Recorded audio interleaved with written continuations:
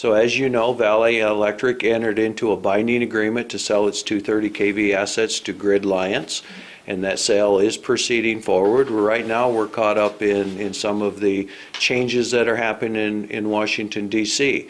When Valley Electric, then the sale was approved to move forward by the members, then we had a number of agreements that we needed to seek approval on. The first was the California ISO, the grid operator, and the California ISO Board of Governors approved that sale. And then they also, their member owners, or the other operators within the grid, also approved that. Then there was a number of filings that went before the Federal Energy Regulatory Commission, FERC, and there was about 12 of those filings that went in. Many of those have been approved, but now we're caught up in a lot of the change that's going on in Washington, D.C. There are 5 commissioners that are appointed by the President to serve on the Federal Energy Regulatory Commission.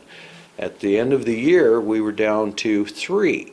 And then with the change in the presidency, one of them chose to get off, gave 2 weeks notice, and that was prior to our approval then making it through the process. So now we're down to 2 FERC commissioners, so there is not a quorum. And so the sale cannot be approved until there is a quorum of FERC commissioners. So now we're caught up in waiting for an appointment by the President on new FERC commissioners so that this can move forward. So that's where we're at with the sale right now, is we're waiting on Washington, D.C. to appoint commissioners and to continue the process. But we have 2 entities, Grid Alliance and Valley Electric, that are moving and doing all that we can to proceed forward with the sale. And of course then, as the sale is approved by FERC, then we will move on to the next step, which is the distribution of the premium payments and the retirement of patronage capital and all those things that Valley Electric is going to have the opportunity to do. I guess I would remind everybody that one of those they're already achieving today, and that was the rollback or the reduction in rates back to the 2010 level. Does it look like there's going to be an appointment soon on the board?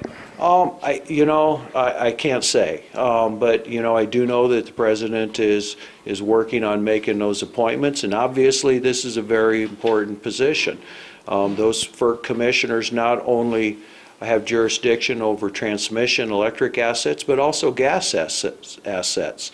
And so we have the Federal Energy Regulatory Commission that has oversight over many installations and many business dealings across the United States. And so we do need that position filled, and they know that position needs to be filled. So I'm sure that, it's another one of those positions that we'll hear about shortly.